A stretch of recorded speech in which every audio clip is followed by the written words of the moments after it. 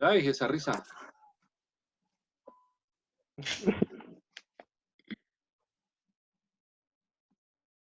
Ok, ya está grabando. Entonces, Que bueno. cállese, señora.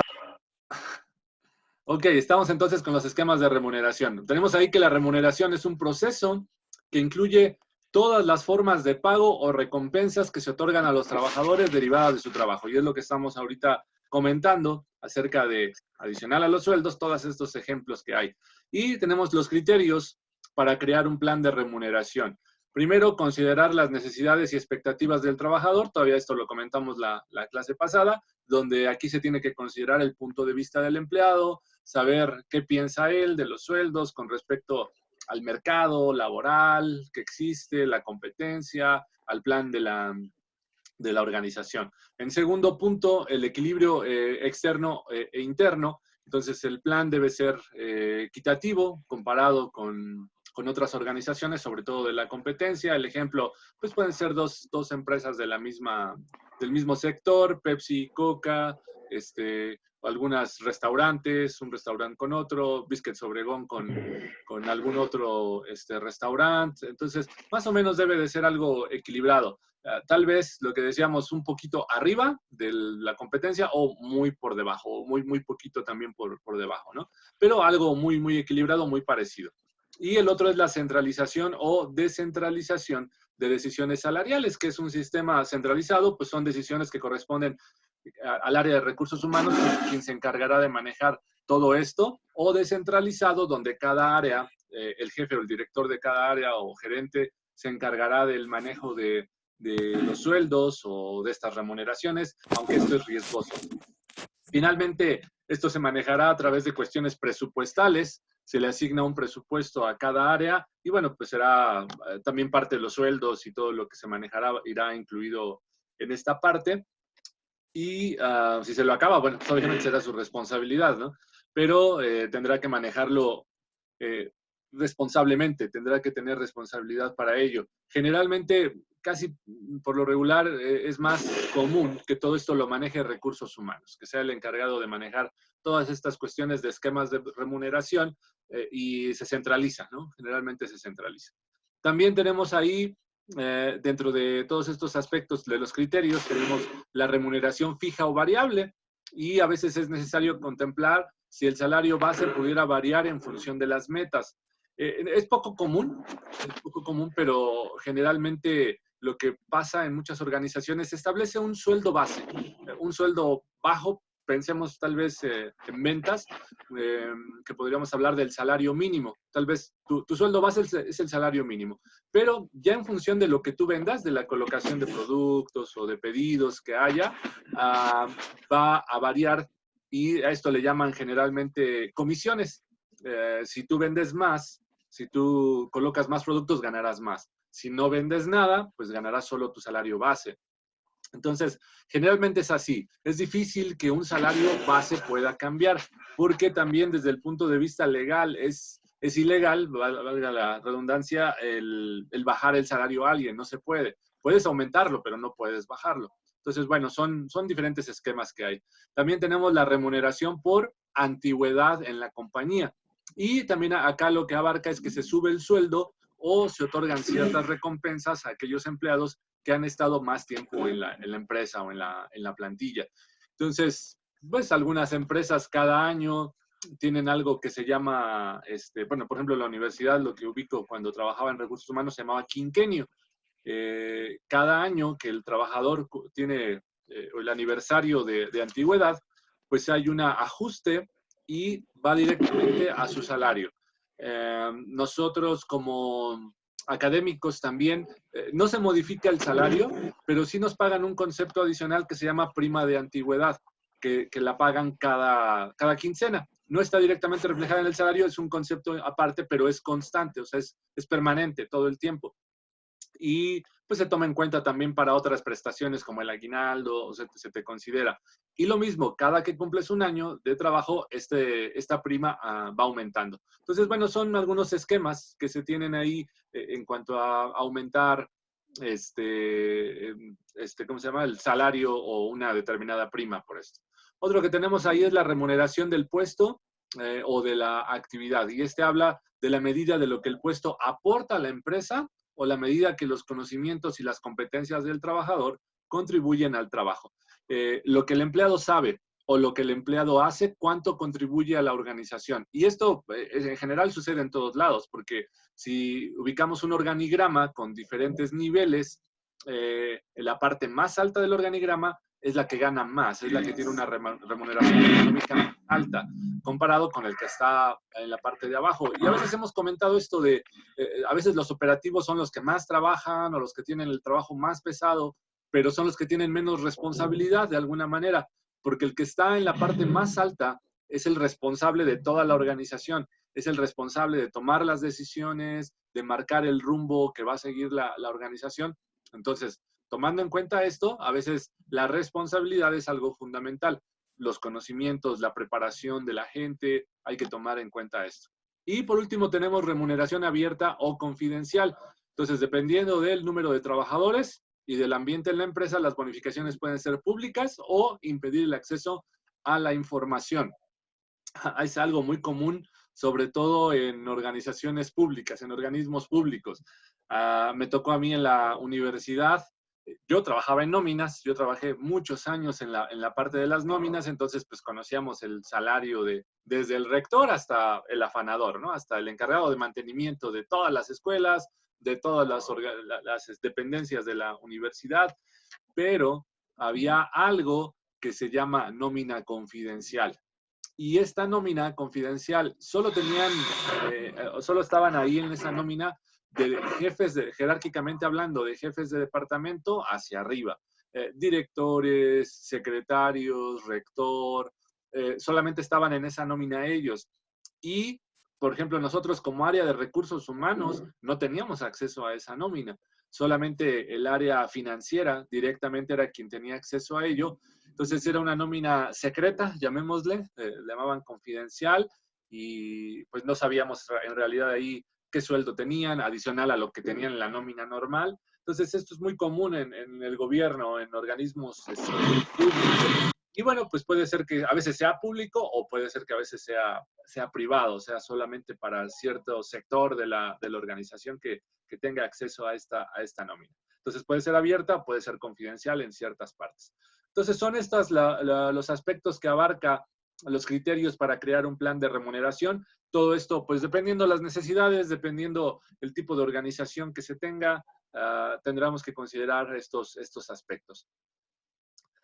Tenemos que, debe de haber una planeación también en cuanto a hablando de la parte de la compensación. Y aquí hablamos ya de lo que es la administración, de cómo administrar las compensaciones y las prestaciones, tanto financieras como no financieras. Hablando de esto, en nuestro país es reconocido por mano de obra económica, barata, ya le llamamos. Y ese es un atractivo para muchas organizaciones que vienen de fuera.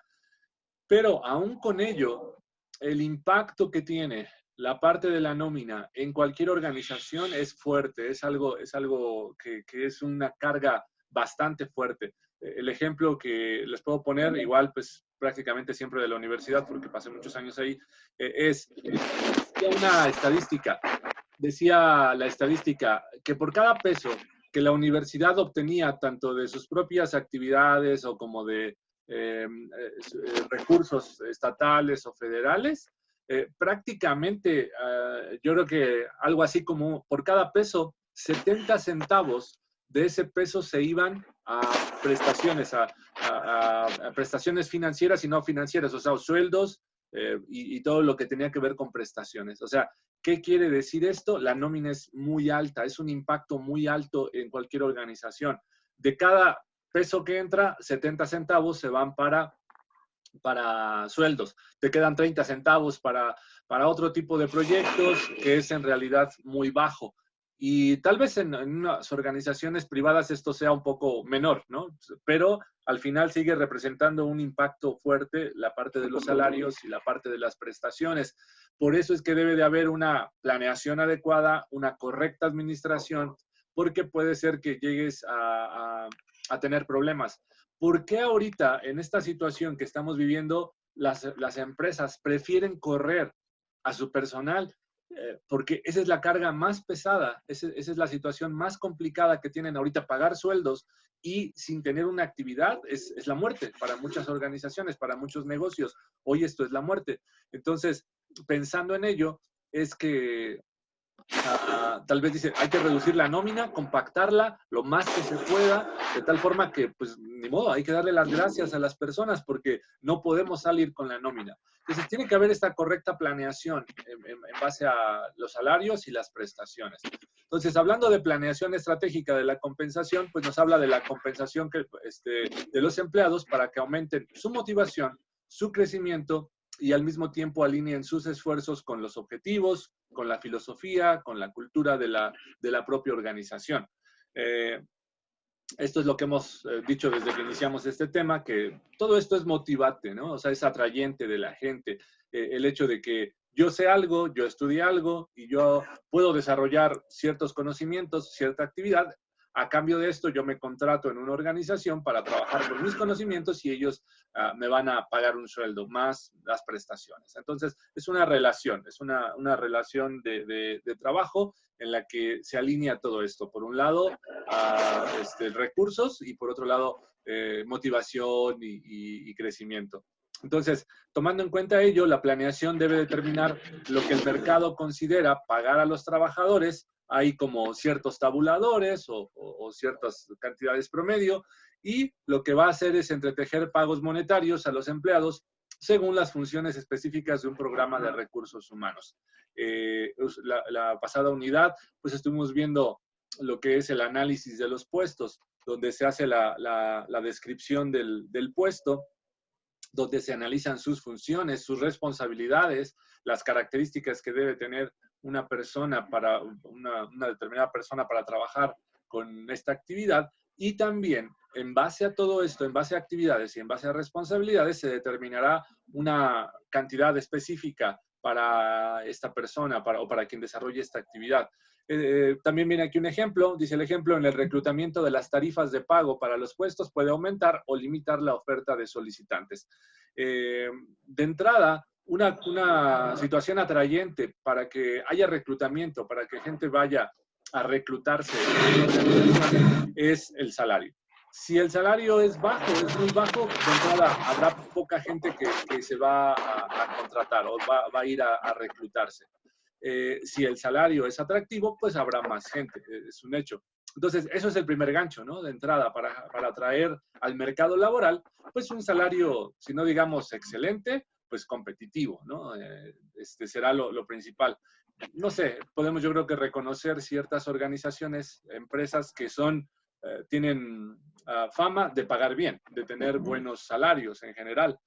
Podemos hablar, por ejemplo, de General Motors. En general, Chrysler, las empresas de autos que producen autos, no tanto las que los venden las concesionarias, pero sí los que producen los autos, generalmente pagan bien. Son empresas transnacionales, no son empresas nacionales que contratan a mano de obra o mano de obra calificada, obreros en algunos casos, y los salarios suelen ser buenos. Yo tengo como experiencia, mi papá trabajó hace muchos años ya en General Motors, y él como obrero ganaba, creo, más que muchos profesionistas en algunos otros lugares. Entonces suele ser esto, ¿no? Suele ser que aún como obrero en ciertas organizaciones tu sueldo sea alto, sea muy competitivo. Entonces, esto debe ser importante. Si la organización tiene la capacidad de poder cubrir un buen salario y esto te permite seguir ganando dinero, pues será algo bueno, ¿no? Será algo que valga la pena el poder implementarlo. ¿Por qué? Porque es un ganar-ganar, ¿no? O sea, es esta forma de manejar las cosas de ganar-ganar. Yo gano bien por lo que hago, por mi negocio, por mis ventas, pues también le voy a pagar bien a mis empleados, le voy a pagar bien a mis trabajadores, y esto me permitirá ganar más aún todavía, ¿no? Será un ganar-ganar. Entonces, siguiendo con esta parte de la planeación, tenemos ahí el ejemplo, muchos restaurantes de comida rápida, el ejemplo Burger King, Taco Bell, McDonald's, KFC, con sueldo bajo, porque en general estos negocios no pagan mucho porque contratan a veces a estudiantes, hay muchos jóvenes trabajando ahí que solamente están por horas, o algún tipo de persona que solamente le abarca un tiempo, pagan en general sueldos bajos, pero lo que deben hacer, o a veces sucede, es que aumentan el sueldo inicial para atraer a suficientes aspirantes para cumplir los requisitos del proceso de empleo. Cuando van a abrir, cuando empiezan a abrir una franquicia o en un lugar, un restaurante, pues hacen esta estrategia de tal forma que les permita atraer la suficiente cantidad de personas para cubrir su plantilla. Si las tasas de pago son altas, entonces las organizaciones pueden incrementar sus estándares de selección y contratar a empleados mejor calificados, y esto puede reducir costos de capacitación. Entonces, si lo vemos como un todo, como un sistema, como lo platicábamos la clase pasada, en realidad es un ganar-ganar en todos los aspectos, porque yo por un lado puedo decir, no, yo voy a pagar el salario mínimo, que es lo que me marca la ley, ¿no? Como mínimo. Y puede ser, o sea, puede ser que sea correcto, pues, o que estés dentro de la legalidad, pero el salario mínimo en realidad pues es bajo. Hablamos actualmente de cerca o menos de 4,000 pesos seguramente, o alrededor de 4,000 pesos mensuales en cuanto al salario mínimo. No es una cantidad atractiva, ¿no? De entrada, no es una cantidad que puedas decir, wow, ¿cuánto es este dinero, no? Es demasiado dinero. Entonces, pensando en ello, pues subir un poco más del salario mínimo será fundamental para muchas personas, para que vayan a trabajar una jornada laboral de 8 horas diarias, de lunes a sábado en muchas organizaciones. Entonces, esto es lo que abarca o como una requisitos de legalidad en la Ley Federal del Trabajo. Entonces, hay que tratar de estar por arriba dependiendo de la actividad. Y bueno, después vincular la parte de la compensación con los objetivos que tiene la organización. Tratar de que haya una vinculación para que directamente afecte el salario con los objetivos que se está planteando la organización. Una alta competencia local, de otras empresas, la globalización a nivel internacional, el aumento de requisitos de habilidades en los empleados, la nueva tecnología que está surgiendo, ha revolucionado las compensaciones. ¿Por qué? Porque hoy hay más requisitos, porque hay más competencia, ya no solo local, ya es a nivel internacional. Todo esto se tiene en cuenta para plantear un salario.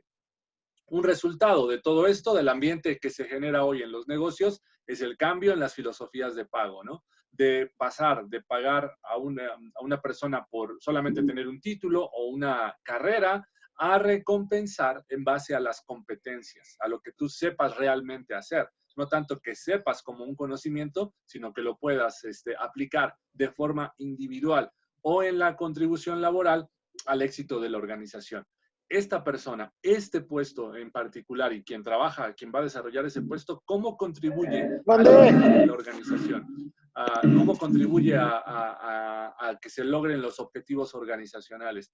Y pensando en esto, pues se vincula la parte del salario, las prestaciones, y esto es parte de lo que es una administración correcta de las compensaciones. Hoy, si hay buen trabajo, si hay alcance de los objetivos, si hay cumplimiento, si hay la aplicación a través de las competencias, habrá un salario correcto o un salario adecuado. ¿Ok?